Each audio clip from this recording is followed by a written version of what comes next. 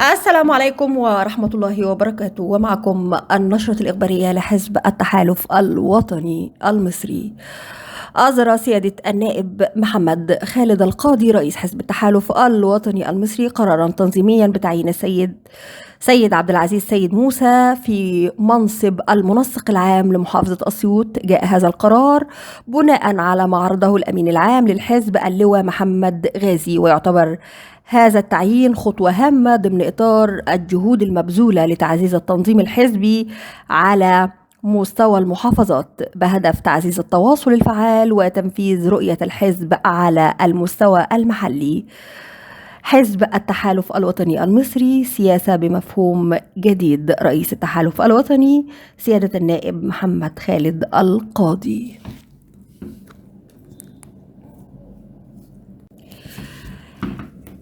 اجتماع أمانة الإعلام المركزية لمحافظة أسيوط. بكل فخر واعتزاز نعلن عن اجتماع أمانة الإعلام المركزية لمحافظة أسيوط الذي عقد اليوم عبر تطبيق الفيديو، وهذا الحدث أتاح فرصة ممتازة لتبادل الأفكار ورسم خطة العمل المستقبلية. كان حضور الأمين العام والأمينة المساعدة رمزا للتعاون والتنسيق الفعال في هذا الاجتماع. كما شهدت اللقاء مشاركة عدد من القيادات البارزة في المحافظة الذين أثرت آرائهم القيمة النقاش. تفاصيل اجتماع أمانة الإعلام المركزية: حضور الأمين العام والأمينة المساعدة وقيادات بارزة شاركت في الاجتماع. مناقشة خطة العمل الحالية والمستقبلية وأهمية العمل الجماعي والتنسيق الفعال التزاما بتحقيق التميز والمحافظة على التطور، ودعوة لتعزيز روح التعاون والتفاني. أهدافنا لمستقبل أفضل لأسيوط والشعب المصري. إن العمل الجماعي والتنسيق الفعال هما أساس تحقيق أهدافنا وتنمية محافظتنا. نحن ملتزمون ببذل أقصى جهدنا لتحقيق التميز والتقدم في كافة المجالات. دعونا نواصل العمل بروح التعاون والتفاني ونعزز من عزيمتنا لتحقيق الأفضل لأسيوط وللشعب المصري. معا يمكننا تحقيق إنجازات عظيمة وتقديم مستقبل مشرق للمدينة. لنقف جميعا يدا واحدة ونعمل لنصنع فرقا حقيقيا في مجتمعنا.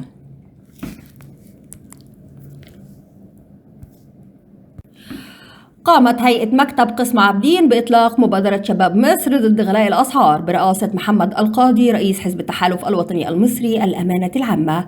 في إطار الجهود المبذولة لدعم المواطنين في مواجهة التحديات الاقتصادية، يعلن حزب التحالف الوطني المصري عن إطلاق مبادرة شباب مصر ضد غلاء الأسعار. تبدأ المبادرة ببيع السكر بخصم 75% من محافظة القاهرة الكبرى، دائرة وهيئة مكتب قسم عابدين. نحن ملتزمون بتقديم الدعم اللازم لتخفيف الأعباء عن كاهل المواطنين، وسنعمل جاهدين لتحقيق المزيد من المبادرات.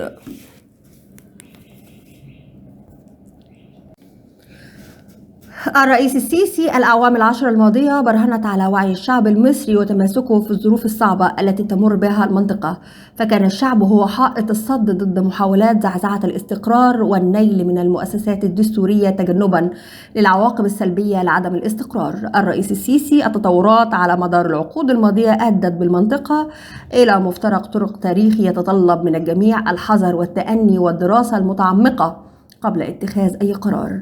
الرئيس السيسي: ثوابت السياسة المصرية تقوم على التوازن والاعتدال والإيجابية لإنهاء الأزمات، وليس تصعيدها تحسبا من الانزلاق إلى مخاطر حقيقية تهدد الأمن الإقليمي بأكمله.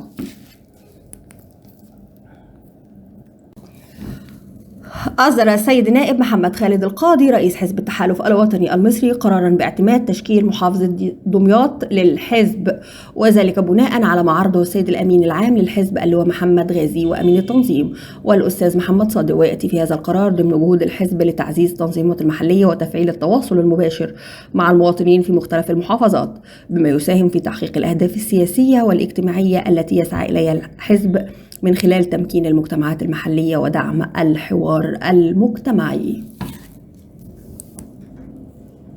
كما أصدر السيد النائب محمد خالد القاضي رئيس حزب التحالف الوطني المصري قرارا باعتماد تشكيل محافظة أسوان للحزب، وذلك بناء على ما عرضه السيد الأمين العام للحزب اللواء محمد غازي وأمين التنظيم الأستاذ محمد صادق.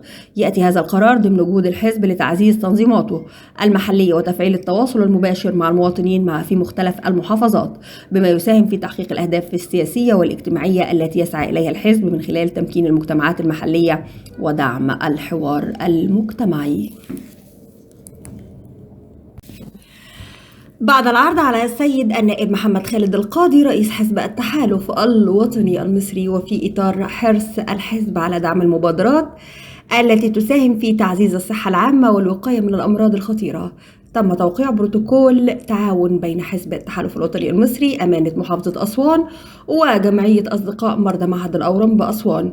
يهدف هذا التعاون إلى رفع مستوى الوعي لدى المواطنين بأهمية الكشف المبكر على السرطان وخاصة أورام الثدي وتقديم الفحوصات الطبية اللازمة للسيدات.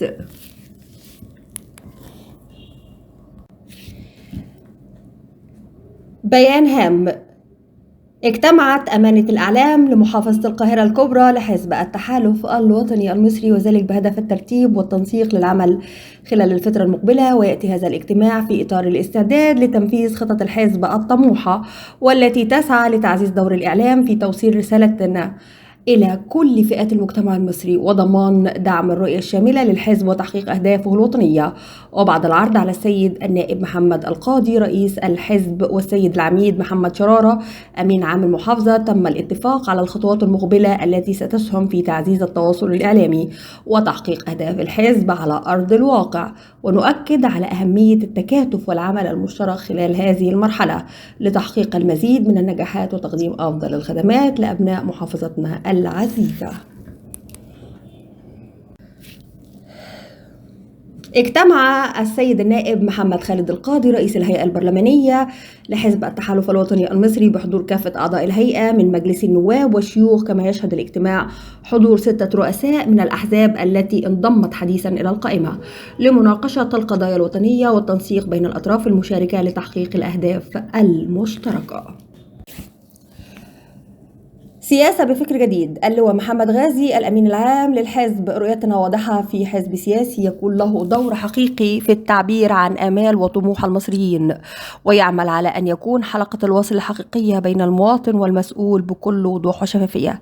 كما يتحمل حزبنا المسؤولية المجتمعية الكاملة مع الحكومة والقيادة السياسية، وينقل نبض الشارع الحقيقي بدون تجميل أو تشويش لنرتقي جميعا بوطننا، وهذا ما تحملناه على عاتقنا ويزيد من مسؤوليتنا الوطنية في بناء هذا الوطن الحبيب. ونناشد جميع المواطنين بمختلف أعمارهم وأفكارهم للاتفاق حول القيادة السياسية والمشاركة الفعالة في بناء الوطن في صفوف حزبنا الوطني. حفظ الله مصر وحمى شعبها ونصر جيشها. أصدر النائب محمد خالد القاضي رئيس حزب التحالف الوطني المصري قرارا تنظيميا وبناء على ما تم عرضه من الأمين العام للحزب اللواء محمد غازي تعيين السيدة منى محمود عطية حسين عضو هيئة مكتب الأمانة المركزية. النائب محمد خالد القاضي: لقد كانت لي وجهات نظر عديدة في مواجهة حكومة مدبولي وطالبت بتغييرها أكثر من مرة، إلا أن ذلك لا يمنع من القول أن الدكتور مصطفى مدبولي تحمل عبئا كبيرا منذ توليه رئاسة الحكومة، واجتهد كثيرا وأصاب وأخطأ، لكنه كان مخلصا في مهمته وعمله ولن يتوانى ولن يتراجع. لا أحد يشكك في نزاهته وحرصه على مصلحة الوطن. من أهم قرارات رئيس حزب التحالف الوطني المصري: أولا، تكلف الأمانات المركزية واللجان النوعية وأمانات المحافظات والمراكز تحت إشراف الأمين العام للحزب بالبدء في نقل رؤى المواطنين والمقترحات والحلول والتوصيات المتعلقة بالمحاور والموضوعات المطروحة في الحوار الوطني بشكل مستمر ورفعها للحزب لتقديمها للجان الحوار الوطني. ثانيا، تكليف السيد اللواء محمد غازي الأمين العام لحزب التحالف الوطني المصري بمهام منسق الحوار الوطني داخل الحزب ومسؤول التواصل بين الحزب ومجلس أمناء الحوار الوطني والأمانة الفنية للحوار الوطني. عاجل بيان هام: قائمة شباب مصر الشباب الوطني هنبني الوطن 2030. الأحزاب السياسية ركن أساسي في النظم السياسية الحديثة، فهي الجسر الذي يربط بين الرأي العام والسلطة ويعزز الديمقراطية. تؤمن قائمة شباب مصر الشباب الوطني أبناء الوطن 2030 بأن الحياة السياسية تحتاج إلى أحزاب وقوائم قوية لا تكتفي بدعم القرارات السياسية فقط، بل تشارك بفعالية في صناعتها. قائمتنا شباب مصر الشباب الوطني أبناء الوطن 2030 تحمل اسما يعبر عن جوهرها.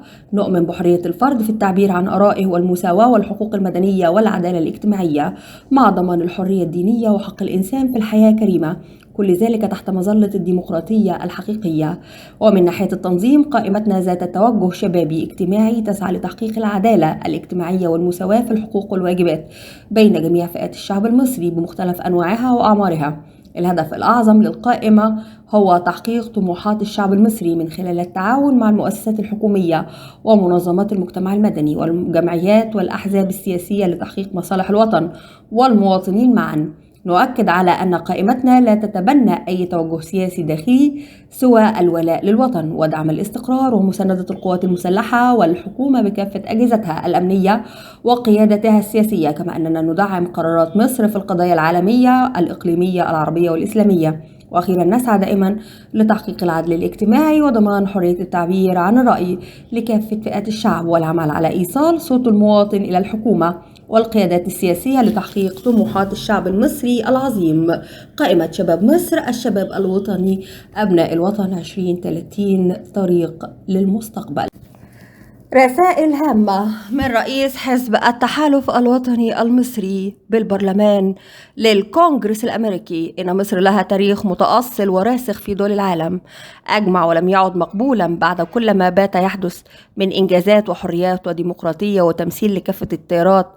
متاجرة بعض النواب والكونجرس الأمريكي ببعض المصطلحات السياسية. رسالتي لأعضاء الكونجرس الأمريكي بأن يهتموا بشأنهم الداخلي، لأن ما حدث عندهم خلال الفترة الأخيرة كفيل أن يصلحوا من شؤون بلادهم. أعضاء المجلس النيابية انتخاباتهم الشعوب للدفاع عن قضايا وطنهم وحقوق شعبهم، فنطلب من النائب الاهتمام بمشاكل شعبه الذي انتخبه، لذا فليس من حق عضو عن النواب لدولة تتدخل في شؤون دولة أخرى. لدينا في مصر مؤسسة عريقة اسمها القضاء تضرب بجذورها في التاريخ، وهي فوق مستوى الشبهات ولديها القدرة على تحقيق العدالة وتخضع للإجراءات القانونية، والكل له حرية الدفاع عن نفسه في كافة مراحل التحقيق بنزاهة تامة. فما يحدث في مصر أمور داخلية بشكل بحت، فلا يجوز لأي نائب أو مؤسسة نيابية في العالم المطالبة بإخلاء سبيل كائنا من كان. وإلا هل يجوز للكونجرس مثلا المطالبة بإخلاء سبيل أمريكي المحكوم عليه أو أحد المتهمين باقتحام الكونجرس نظرا لأنه كان بيعبر عن رأيه بأن الانتخابات الأمريكية غير سليمة؟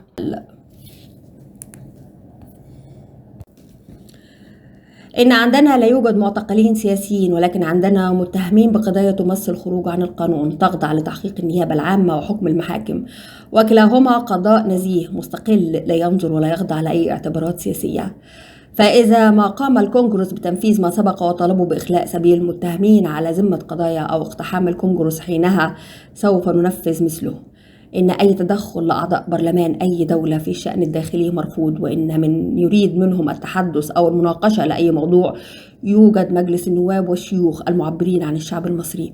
وأكرر وأؤكد لا يجوز لهم مخاطبة الحكومات، مثلما إن أعضاء مجلس النواب والشيوخ المصري لا يجوز لهم مخاطبة حكوماتهم أو رئيسهم. وإلى هنا تنتهي نشرتنا الإخبارية، والسلام عليكم ورحمة الله وبركاته.